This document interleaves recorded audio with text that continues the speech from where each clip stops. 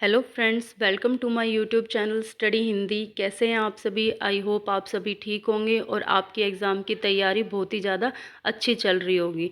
Friends, आपको पता है कि हम अपनी फ़र्स्ट यूनिट फिनिश कर चुके हैं, जो कि हमारी यूनिट थी हिंदी भाषा का उद्भव और उसकी भाषाएं, जिसमें हमने हिंदी भाषा के उद्भव के बारे में जाना कि किस तरह से हमारी हिंदी भाषा का उद्भव हुआ, हमारी हिंदी भाषा अस्तित्व में आई। हमने इसमें देखा कि अब सबसे पहले आर्य हमारे देश में आए थे अपनी भाषाएं लेके, और हमारी जो हिंदी भाषा है वो यूरोपीय भाषा परिवार की भाषा है। और आगे इसको 3 पार्ट्स में डिवाइड किया गया था, जिसमें प्राचीन, मध्य और आधुनिक आर्य भाषाएं आई थी। उसके बाद हमने हिंदी की सारी उपभाषाएं, उपबोलियों के बारे में देखा। फिर उसके बाद हमने उसमें स्टडी की कि राष्ट्रभाषा क्या होती है, हमारी राजभाषा क्या होती है और हमारी संपर्क भाषा क्या होती है। मैंने आप लोगों को हिंदी से रिलेटेड जो इम्पोर्टेंट अनुच्छेद हैं वो भी कराए हैं, वो क्वेश्चंस एग्ज़ाम में आ जाते हैं। फ्रेंड्स, अगर किसी ने मेरी वो वीडियोस नहीं देखी हैं तो प्लीज़ जाके प्लेलिस्ट में पहले मेरी उन वीडियोस को देखिए, वो आपके लिए बहुत ही ज़्यादा हेल्पफुल होंगी। अगर आप DSSB की तैयारी कर रहे हैं, या आप HTET की तैयारी कर रहे हैं, CTET की कर रहे हैं, या आप KVS की तैयारी कर रहे हैं, ये वीडियोज़ आपके लिए बहुत ही ज़्यादा हेल्पफुल होने वाली हैं फ्रेंड्स। तो आप प्लीज़ उन वीडियोज़ को वॉच कीजिए और वो उनका कंटेंट आपको बहुत ही ज़्यादा पसंद आएगा। और फ्रेंड्स, अगर आपको कुछ ना समझ आए तो आप कमेंट करके मुझे बता सकते हैं, मैं आपके सारे डाउट्स क्लियर करूँगी। अब फ्रेंड्स, जैसे कि हमारी सेकंड यूनिट स्टार्ट हो गई है आज से। जो हमारी यूनिट है, जैसे स्क्रीन पे शो हो रहा है, साहित्य की पद्धति और लेखन परंपरा। इसमें हम साहित्य की पद्धतियों के बारे में जानेंगे कि हमारी जो साहित्य जो लिखा गया है उसमें कौन कौन सी पद्धतियों का प्रयोग किया जाता है, और हम जो हमारी लेखन परंपरा है उसके बारे में डिटेल में पढ़ाई करेंगे। तो हम अपनी सेकेंड यूनिट स्टार्ट करते हैं। उससे पहले फ्रेंड्स, वीडियो शुरू करने से पहले प्लीज़ आप मेरे चैनल को सब्सक्राइब कीजिए, बेल आइकन को प्रेस कीजिए, ताकि मेरी वीडियोज़ का नोटिफिकेशन आप लोगों के पास टाइम टू टाइम आता रहे। और मेरी वीडियो को लाइक कीजिए और मेरी वीडियो को शेयर कीजिए। जो भी आपके फ्रेंड्स DSSB की या KVS की, HTET की तैयारी कर रहे हैं, आप उन सबके पास भी मेरी वीडियोस को शेयर कीजिए, ताकि वो भी अपनी तैयारी को और बेहतर कर सकें। अब फ्रेंड्स, हम अपनी वीडियो स्टार्ट करते हैं। तो हम इसमें सबसे पहले हम शुरू करते हैं कि जो साहित्य की पद्धतियाँ, हमारी जो साहित्य है, हमारा जो हिंदी साहित्य है, उसकी कौन कौन सी पद्धतियाँ हैं। तो हमारा जो हिंदी साहित्य है उसकी 4 पद्धतियाँ हैं, यानी हमारा जो साहित्य है वो 4 पद्धतियों के अनुसार लिखा गया है। इसमें सबसे पहले आती है हमारी वर्णानुक्रम पद्धति। सबसे पहले पद्धति जो हमारी आती है वो है हमारी वर्णानुक्रम पद्धति। इस जो पद्धति में हमने देखा है कि इस पद्धति में क्या होता है, जैसे कि इसके नाम से ही पता चल रहा है, वर्ण। वर्ण क्या होते हैं? इसमें जो लेखक और जो कवि आते हैं उनका परिचय उनके नामों के वर्णों के क्रम में दिया जाता है। जैसे कि आप देखोगे वर्णानुक्रम पद्धति में होता है, सबसे पहले हमारा क्या आता है वर्णों में क, फिर आता है हमारा ख, फिर आता है हमारा ग। ऐसे ही जो हमारे लेखक हैं उनका जो परिचय दिया गया वो वर्ण के अनुसार दिया गया, यानी जिस लेखक का नाम क से है, जिनका भी नाम क से है, उन सबका पहले परिचय दिया जाएगा, जिनका ख से है उनका बाद, उसके बाद उन जिनका ग से है उसके बाद। इस तरह से ये जो पद्धति है इसको वर्णानुक्रम पद्धति कहा जाता है। इसमें का से शुरू होता है, परंतु कालक्रम उनका अलग अलग हो सकता है, लेकिन उनके सिर्फ जो नाम का जो फर्स्ट वर्ण होता है उसके अनुसार उनको स्थान दिया जाता है। डॉक्टर जो शिव सिंह सेंगर व गारसा दत्तासी हैं, उन्होंने इसी पद्धति का प्रयोग किया है। जो शिव सिंह सेंगर और हमारे गारसा दत्तासी हैं, उन दोनों ने वर्णानुक्रम पद्धति का ही प्रयोग किया है। नेक्स्ट हमारी पद्धति जो आती है, नेक्स्ट है हमारी यहाँ पर है हमारी कालानुक्रमी पद्धति। जैसे कि इसके नाम से ही आप देख सकते हैं, कालानुक्रमी पद्धति। कालानुक्रमी यानी जो हमारे काल के अनुसार होती है। काल यानी हमारा समय। इसमें लेखकों का विवरण ऐतिहासिक कालानुक्रमानुसार तिथि क्रम से होता है। जो हमारे जॉर्ज गियर्सन हैं वो और हमारे मिश्र बंधु हैं, उन्होंने इसी पद्धति का प्रयोग किया है, कालानुक्रमी पद्धति। अब हमारी नेक्स्ट जो पद्धति है, तीसरी पद्धति, वो है हमारी वैज्ञानिक पद्धति। थर्ड हमारी है वैज्ञानिक पद्धति। वैज्ञानिक, जैसे कि इसके नाम से ही पता चल रहा है, यानी ये जो पद्धति है वो विज्ञान को बेस बना के लिख के प्रयोग में की जाती है। इसमें क्या होता है, इसमें इतिहास लेखक की पूरी तरह तटस्थ रहकर तथ्यों का संकलन करता है। वह तथ्यों को क्रमबद्ध व व्यवस्थित करके प्रस्तुत करता है। इसे दोषपूर्ण पद्धति माना जाता है। ये जो हमारी वैज्ञानिक पद्धति है इसको दोषपूर्ण पद्धति माना जाता है। आपसे क्वेश्चन पूछ लिया जा सकता है कि जो हमारी कौन सी पद्धति है जिसको दोषपूर्ण माना जाता है, तो हमारी वैज्ञानिक जो पद्धति है उसको दोषपूर्ण पद्धति माना जाता है। उसके बाद हमारी लास्ट पद्धति आती है, हमारी फोर्थ पद्धति, जो कि है हमारी विधेयवादी पद्धति, जो कि है हमारी विधेयवादी पद्धति। हमारी विधेयवादी पद्धति जो होती है इसमें जन्मदाता, इसके जो विधेयवादी पद्धति जो थे इसके जन्मदाता जो थे वो तेन थे। कौन थे? तेन। मैं यहाँ पे लिख देती हूँ आप लोगों के लिए। जो हमारी विधेयवादी पद्धति है उसके जन्मदाता थे तेन। इसे 3 शब्दों में बांटा गया है। जो हमारी विधेयवादी पद्धति है इसको 3 शब्दों में बांटा गया है। वो 3 शब्द हमारे कौन से हैं? जाति, वातावरण और क्षण।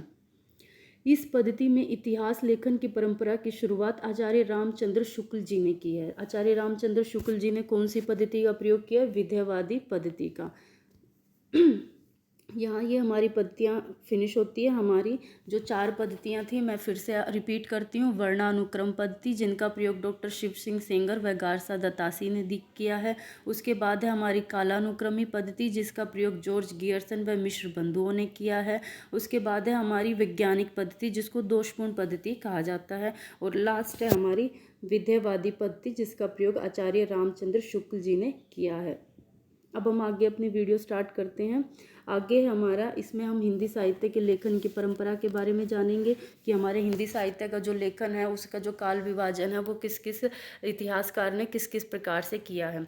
तो सबसे पहले देखेंगे आधुनिक काल में 19वीं शताब्दी में लेखन, जो इतिहास का लेखन है वो शुरू किया गया था। भारत में मध्यकाल में लिखे गए बहुत सारे ग्रंथ हैं जो कि फेमस जो साहित्यकार हैं उनके ग्रंथ दिए गए हैं। सबसे पहले जैसे हमारा कालिदास हजारा, ये हमारा जो ग्रंथ है ये किसने लिखा है? कालिदास हजारा जी ने लिखा है अपने ही नाम से। सेकंड हमारा भक्तमाल। भक्तमाल जो है वो हमारे नाभादास जी ने लिखा है। यहाँ पे फ्रेंड्स ये मिस्टेक होगी, नामादास नहीं, यहाँ पे आप इसको करेक्ट कर लीजिए, नाभादास है, माँ नहीं है, यहाँ पे भ है, नाभादास। उसके बाद है हमारे 84 वैष्णव की वार्ता, जो कि गोकुलनाथ की है। उसके बाद है 252 वैष्णव की वार्ता, ये भी गोकुलनाथ जी की है। उसके बाद है हमारे मूल गोसाई चरित्र, ये है वेणी माधव दास जी की। उसके बाद है हमारे कविमाला, जो कि तुलसीदास जी की है। लेकिन ये जो तुलसीदास जी हैं ये भक्ति काल वाले तुलसीदास नहीं है, ये दूसरे तुलसीदास हैं। ये हमारे प्रसिद्ध ग्रंथ थे और ये हमारे प्रसिद्ध इनके रचनाकार थे। अब हम आगे देखते हैं जो हमारा लेखन कार्य प्रारंभ हुआ। इन ग्रंथों में संवत यथार्थ व वास्तविक सामग्रियों का अभाव होने के कारण ये जो ग्रंथ थे जो मैंने आपको बताए थे ये इतिहास ग्रंथ ना होकर सिर्फ ऐतिहासिक ग्रंथ के रूप में ही इनको ग्रहण किया गया था। अब जो हमारा सबसे पहले इतिहास की लेखन की परंपरा शुरू हुई तो उसमें हमारा सबसे पहले नाम आता है गारसा दत्त तासी जी का। जो गारसा दत्त तासी जी हैं उनका जो ग्रंथ है बहुत ही फेमस ग्रंथ है जिसका नाम है इतवार द ला लिटरेचर हिंदुए हिंदुस्तानी। ये जो हमारा ग्रंथ है ये 2 भागों में प्रकाशित हुआ था। इसके प्रथम भाग का प्रकाशन जो था वो था 1839 ईस्वी में और जो द्वितीय भाग है उसका प्रकाशन हुआ 1847 ईस्वी में। ये फ्रेंच भाषा में लिखा गया हमारा प्रथम इतिहास है। इसको आप राइट डाउन कीजिए, ये हमारा प्रथम इतिहास है और ये फ्रेंच भाषा में लिखा गया है। ये क्वेश्चन आ जाता है। पेरिस विश्वविद्यालय में जो उर्दू के प्रोफेसर थे यानी हमारे प्रोफेसर गारसा दत्त तासी ने इतिहास के प्रथम खंड में 738 रचनाकारों का विवरण प्रस्तुत किया। इनमें से 72 हिंदी के कवि थे। जो इन्होंने इसमें अपनी जो रचना है उसमें 738 रचनाकारों का विवरण दिया है, जिसमें हमारे 72 जो रचनाकार थे वो हमारे हिंदी के कवि थे। इस इतिहास में वर्णानुक्रम पद्धति का अनुसरण किया गया है। मैंने आपको बताया कि जो हमारे गारसा दत्त तासी हैं और डॉक्टर शिव सिंह सेंगर हैं उन दोनों ने ही वर्णानुक्रम पद्धति का प्रयोग किया है। नामकरण व काल विभाजन का प्रयास इसमें नहीं किया गया है। गारसा दत्त तासी जी ने नामकरण और काल विभाजन का प्रयास नहीं किया गया। और जो हमारे नलिन विलोचन शर्मा हैं इन्होंने जो गारसा दत्त तासी हैं उनके संबंध में लिखा है कि हिंदी साहित्य के प्रथम इतिहास लेखक तासी हैं यह निर्विवाद है। मतलब जो हमारे गारसा दत्तासी हैं वही हिंदी साहित्य के प्रथम इतिहास लेखक हैं। आगे हम देखेंगे जो हमारे गारसा दत्तासी जी हैं उन्होंने बहुत सारे शोध कार्य किए थे और उन्होंने अन्य विद्वानों में इतिहास लेखन के प्रति जीवन दृष्टिकोण का उदय भी किया था। नेक्स्ट हमारे आते हैं यहाँ पे गारसा दत्तासी के बारे में हमने जान लिया है। अगले हमारे आते हैं डॉक्टर शिव सिंह सेंगर, जिन्होंने वर्णानुक्रम पद्धति का ही अनुसरण किया था। इनकी जो रचना है वो है शिव सिंह सरोज, जिसका प्रकाशन वर्ष है 1883 ईस्वी। यहाँ आप देख सकते हैं ये रहा हमारा प्रकाशन वर्ष 1883 ईस्वी। ये हमारे शिव सिंह सेंगर जी की रचना है। इन्होंने हिंदी भाषा में लिखा था। ये हिंदी का प्रथम इतिहास है। ये बहुत ही महत्वपूर्ण पॉइंट है यहाँ पे। इन्होंने हिंदी भाषा में लिखा था और ये हिंदी का प्रथम इतिहास है। इसमें 1003 भाषा विषयों को स्थान दिया गया है। इस इतिहास को हिंदी साहित्य का प्रस्थान बिंदु कहा जाता है। ये जो इतिहास है इसको हिंदी साहित्य का प्रस्थान बिंदु कहा जाता है। ये इंपॉर्टेंट पॉइंट है फ्रेंड। इस इतिहास में भी काल विभाजन व नामकरण का अभाव था। इसमें भी काल विभाजन और नामकरण नहीं किया गया था। इन्होंने जो शिव सिंह सेंगर की जो रचना थी, इन्होंने इतिहास में रचनाकारों व उनकी कृति लेखन का समय उदाहरण सहित प्रस्तुत किया है। इन्होंने उदाहरणों का प्रयोग किया। उदाहरणों का प्रयोग करके इन्होंने सभी रचनाकारों की कृति को प्रस्तुत किया है और इनकी वर्णानुक्रम पद्धति थी। आगे हम देखते हैं हमारे जॉर्ज गियर्सन। जॉर्ज गियर्सन जो थे उनकी जो रचना है उसका नाम है the modern vernacular literature of Hindustan. ये जो है हमारे ये अंग्रेजी भाषा में लिखा गया हिंदी का इतिहास था और इसका प्रकाशन वर्ष है हमारा 1888 1888। ये हम इसका प्रकाशन वर्ष है। ये ऐतिहासिक सोसाइटी ऑफ बंगाल के विशेषांक के रूप में प्रकाशित हुआ था। प्रथम बार काल विभाजन व नामकरण का प्रयास किया गया। जो हमारे जॉर्ज गियर्सन हैं उन्होंने सबसे पहले काल विभाजन और नामकरण का प्रयास किया था। 16वीं 17वीं शती के साहित्य को प्रथम बार गियर्सन ने महत्व देते हुए इस काल को साहित्य का स्वर्ण युग कहा था। कौन से काल को? जो हमारा भक्ति काल है उसको साहित्य का स्वर्ण युग किसने कहा था? हमारे जॉर्ज गियर्सन ने कहा था। उसके बाद हम आगे देखते हैं। आगे हैं हमारे मिश्र बंधु। जो हमारे मिश्र बंधु जी हैं वो हमारे ये 3 भाई थे। ये मिश्र बंधु, इनकी जो रचना है सबसे पहले उनके बारे में देखेंगे। रचना का नाम है मिश्र बंधु विनोद। ये तीनों जो मिश्र बंधु भाई थे इनके नाम थे श्याम बिहारी मिश्र, सुखदेव बिहारी मिश्र और गणेश बिहारी मिश्र। इसके 4 भाग प्रकाशित हुए। जो इनकी रचना है मिश्र बंधु विनोद, इसके 4 भाग प्रकाशित हुए हैं। और ये 4 भाग कौन कौन से हैं ये देखते हैं हम। जो प्रथम 3 भाग है उनका प्रकाशन हुआ है 1913 ईस्वी में और जो लास्ट चौथा भाग है उसका प्रकाशन हुआ है 1934 ईस्वी में। इसमें मतभेद है। कोई तो मानता है कि 1934 में हुआ और कोई मानता है 1914 में हुआ है। तो अगर ये क्वेश्चन आपका आता है तो आप उसमें ऑप्शन में देखिएगा। अगर 1934 आया है तो आप 1934 को टिक कीजिए, 1914 है तो आप उसको टिक कीजिए। और अगर दोनों आए हैं तो इसमें आप फर्स्ट प्रेफरेंस 1934 ईस्वी को ही देंगे। तो उस टाइम आप 1934 पे ही राइट कीजिएगा। काल विभाजन और नामकरण अपेक्षाकृत सुस्पष्ट और वैज्ञानिक था। जो इन्होंने काल विभाजन और नामकरण दिया था वो इनका कैसा था? वैज्ञानिक था। इसमें 5,000 लेखक कवियों का वर्णन इन्होंने किया है। इस इतिहास में केवल हिंदी कवियों का विश्लेषण है। ये बहुत ही इम्पोर्टेंट है कि इसमें सिर्फ हमें हिंदी कवियों का ही विश्लेषण मिलता है। जो मिश्र बंधु विनोद है उसमें।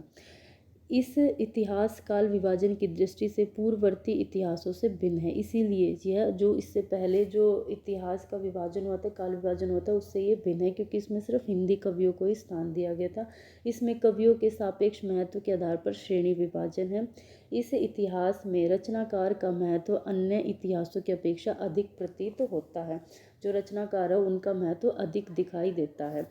यहाँ पे हमारा मिश्र बंधु विनोद, जो मिश्र बंधु थे उनकी रचना थी मिश्र बंधु विनोद, ये हो चुका है। नेक्स्ट हम देखते हैं। हमारा नेक्स्ट आता है एडमिन ग्रोस।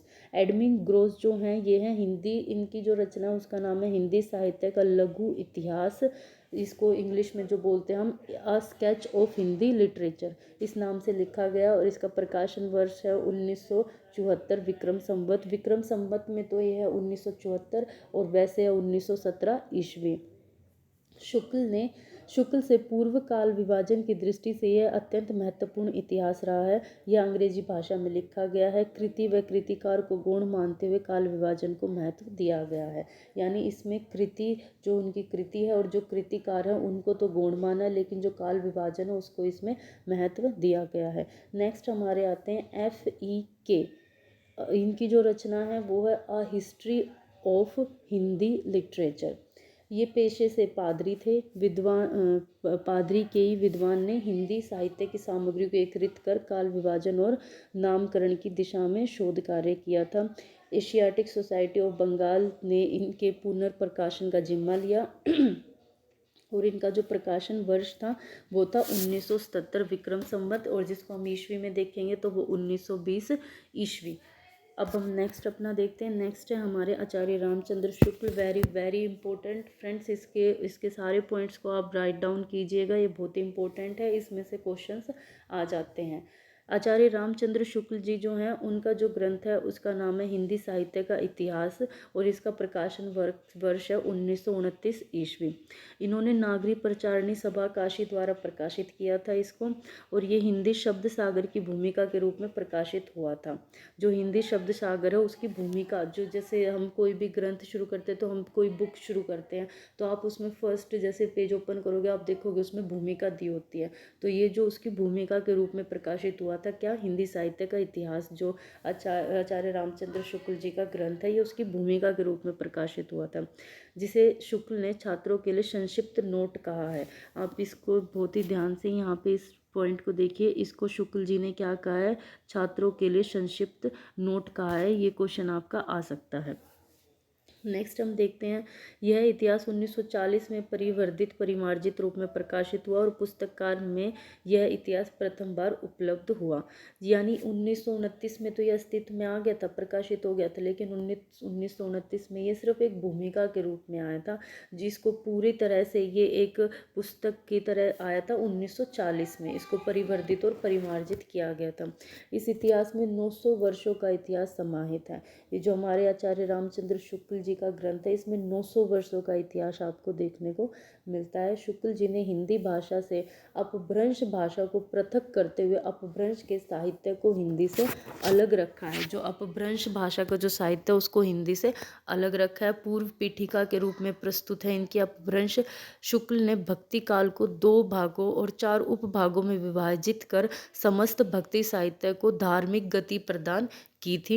ये बहुत ही इंपॉर्टेंट पॉइंट है जो आचार्य रामचंद्र शुक्ल ने हिंदी साहित्य के लिए किया था, तो आप इनको बहुत ही ध्यान से नोट कीजिएगा और एग्जाम से पहले इनको ज़रूर एक बार इन पे नज़र मारिएगा, इनमें से क्वेश्चन आ जाता है।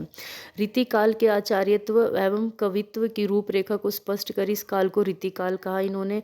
शुक्ल का काल विभाजन बहुत ही सरलीकृत और सर्वमान्य है। शुक्ल ने मिश्र बंधु विनोद के विषय में लिखा है, मैंने कवियों के परिचयात्मक विवरण इसी ग्रंथ से ही ग्रहण किए हैं। यानी उन्होंने कवियों का जो परिचयात्मक विवरण है वो मिश्र बंधु विनोद से ही ग्रहण किया है। आगे देखते हैं हम इसमें क्या है। आगे ये है कि शुक्ल ने अपने शोध में प्रवृत्ति को महत्व तथा रचनाकार की अपेक्षा रचना को महत्व दिया है। शुक्ल का मैंने आपको बताया था, हमने जो अपनी क्वेश्चन सीरीज स्टार्ट की थी उसमें क्वेश्चन भी था जो कि हमारा DSSS PGT में पूछा गया है कि जो शुक्ल जी हैं उन्होंने इतिहास का बेस किसको बताया, तो उन्होंने कहा है कि जो जनता की चित्रवृत्ति होती है उसी को आधार रख के ही इतिहास की रचना की जाती है। तो शुक्ल जी ने जो शोध है उसमें प्रवृत्ति को महत्व दिया है, ना कि रचनाकार को। उसकी रचना को और उसकी प्रवृत्ति को ज़्यादा महत्व दिया है।